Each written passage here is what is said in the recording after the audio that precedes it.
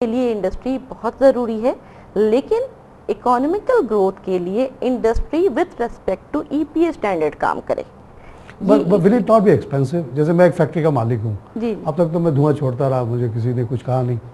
अब मुझे आप कह रही हैं आके ईपीए वाले कि जी आप इसमें ये मशीन लगाएं, ये करें ताकि कार्बन डाइऑक्साइड ऊपर ना जाए बल्कि कहीं और चला जाए।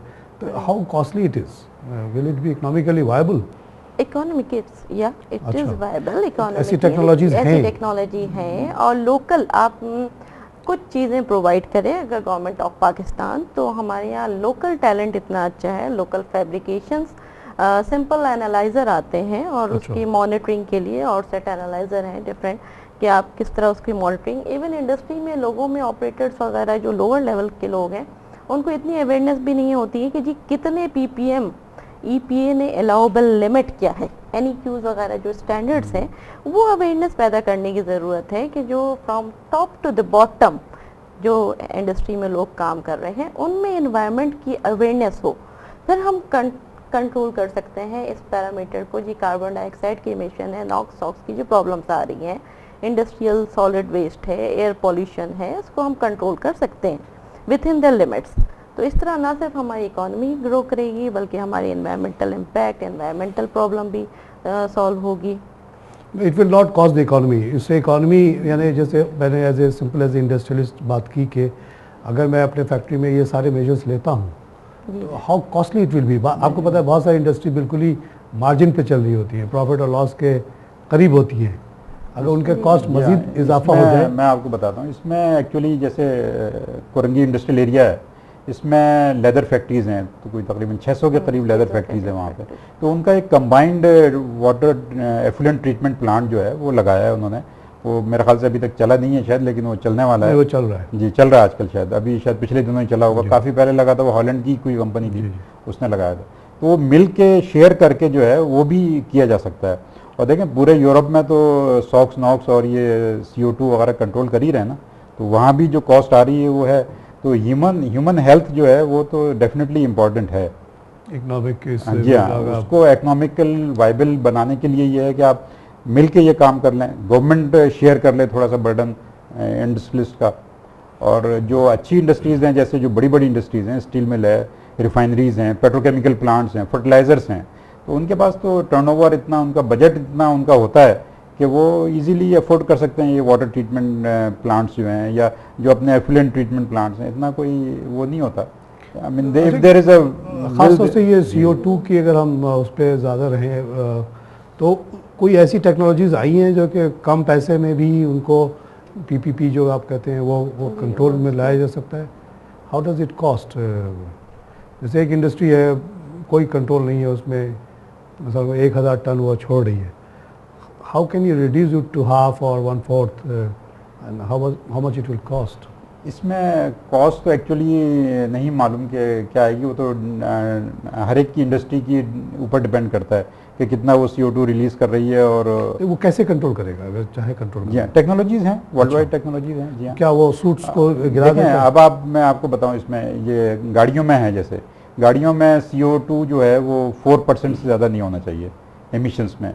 यहाँ पर भी रिक्शों में तो एकदम भड़बड़ निकल रहा है, वो दे रहे होते हैं। जैसे रिक्शे वाले यहाँ वो हट भी नहीं रहे पुराने रिक्शे। जी हाँ, वो गवर्नमेंट ने कोई भी की थी पुराने बस। बड़ा अनफॉर्चुनेट है कराची के साथ। दूसरे शहरों में खत्म हो गया। यहाँ कोयटा में मैं रक्शे में बैठा हूँ, कोयटा में बेहतरीन रक्शे चलता है, कोई धुआं नहीं छोड़ता। लाहौर में रक्शे देखें, दरवाजे लगे हुए हैं, सब कुछ है। और पेशावर में भी सुना भी CNG रक्शे। कराची में एक रिक्शा वाला गुजर जाता है तो पूरे माहौल को खराब करके चला। बड़ा कोई टेक्नोलॉजी है कि इस रिक्शे में हम कुछ ऐसी चीज लगा दें? जी, अगर 4 सिलेंडर के बगैर, जी हाँ, जो अभी जो वेस्पा के रिक्शे चल रहे हैं, रक्शे में तो शायद फिजिबल नहीं होगा, रक्शे में तो शायद फिजिबल नहीं होगा, लेकिन बाकी जगह कन्वर्टर्स वगैरह लगे होते हैं इस तरह के। जो वो कन्वर्टर क्या करता है?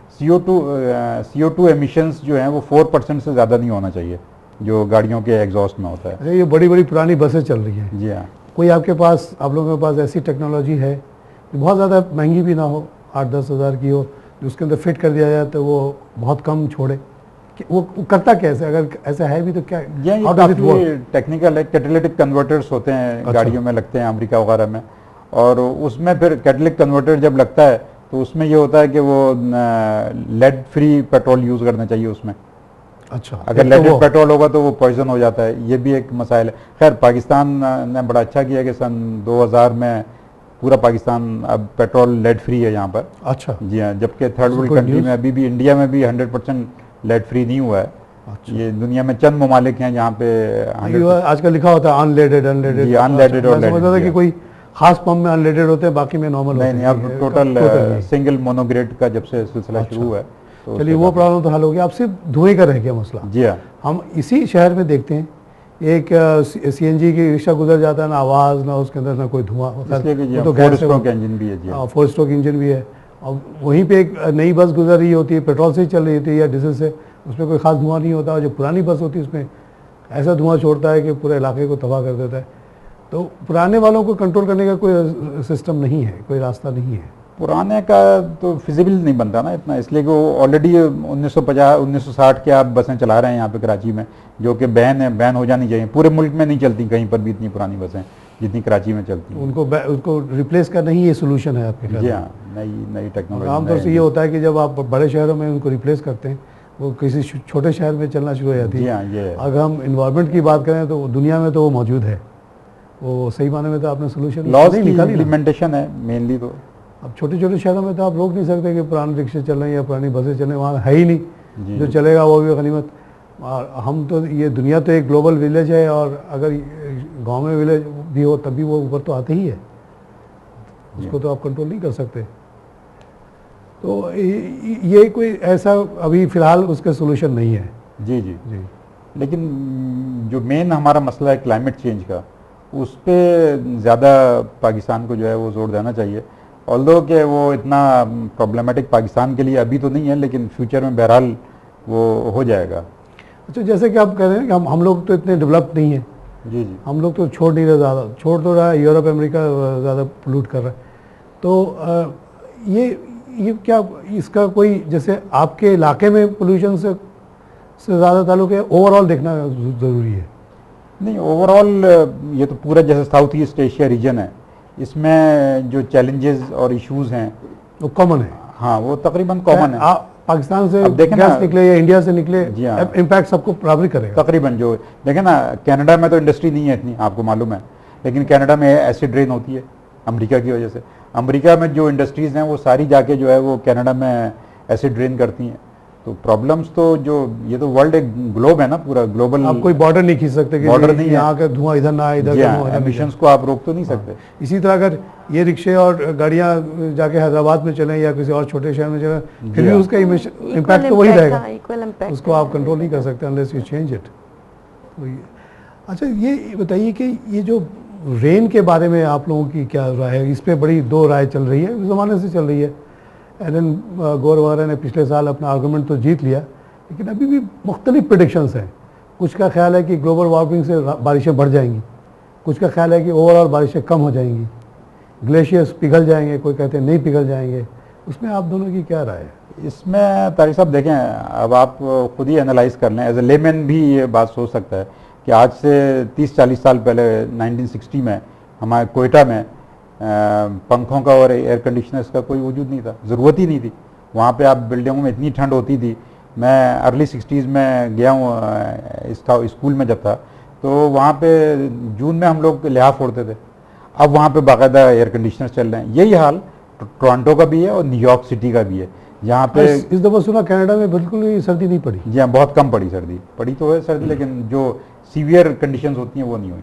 अच्छा, ऑन द अदर हैंड आप देखें, दुबई में ओले पड़ रहे हैं, दुबई में बारिशें बढ़ गई हैं। अबू धाबी में, अभी शारजा में, पिछले 15 दिन पहले मैं शारजा में था, वो पूरा 1.5 इंच बारिश हुई कोई 4 घंटे में, जो कि एक बहुत बड़ी प्रॉब्लम है वहाँ की, इसलिए कि वहाँ ड्रेनेज सिस्टम नहीं है। तो वो पूरा जो है वो फ्लडेड हो गया शारजा, कई घंटे ट्रैफिक बंद रहा। तो ये फेनोमेना चेंज हो रहा है। मतलब तो ये कोई एक जनरल ट्रेंड तो नहीं है ना, या तो सर्दी बढ़े या गर्मी बढ़े? कहीं आप बता रहे हैं सर्दी बढ़ रही, कहीं घट रही है। ये जो एक साइंटिस्ट की सोच थी ना कि ओवरऑल गर्मी बढ़ जाएगी, तो वो बात तो सही नहीं हुई। फिर ये तो एक erratic behaviour, overall cyclic process. Average temperature तो बढ़ रहा है। हाँ, एवरेज टेम्परेचर, वर्ल्ड का एवरेज टेम्परेचर, वो तो एवरेज लेते हैं ना। जी हाँ, अब इसमें ये तय है कि बढ़ रहा है। जी जी, ये तो है। किसी जगह एक थोड़ा दिन के लिए सर्दी हो गई या थोड़ा दिन के लिए कम गर्मी हो गई, ओवरऑल बढ़ रहा है, दैट इज एस्टैब्लिश्ड फैक्ट। जी जी, ये बिल्कुल और उसकी वजह से इवापोरेशन ज़्यादा होगी अगर, तो रेन ज़्यादा होनी चाहिए। जी हाँ, पाकिस्तान के बारे में एक रिपोर्ट में पढ़ रहा था, ये पचूरी साहब की जो कॉन्फ्रेंस हुई थी उसमें एक पेपर किसी ने पढ़ा था, उसमें वो ये कहता है कि साउथ में, पाकिस्तान के साउथ में बारिशें कम हो जाएंगी और नॉर्दर्न एरियाज में बारिशें बढ़ जाएंगी। On the other hand glacier जो है वो नॉर्दर्न एरियाज के पिघलेंगे तो पानी फ्लो होगा अल्टीमेटली रिवर इंडस में ही जाहिर है। अच्छा, अभी हम थोड़ा सा कमर्शियल ब्रेक लेते हैं, फिर हम नाज़रीन अब हम लेंगे एक छोटा सा ब्रेक के बाद फिर हाजिर होते हैं।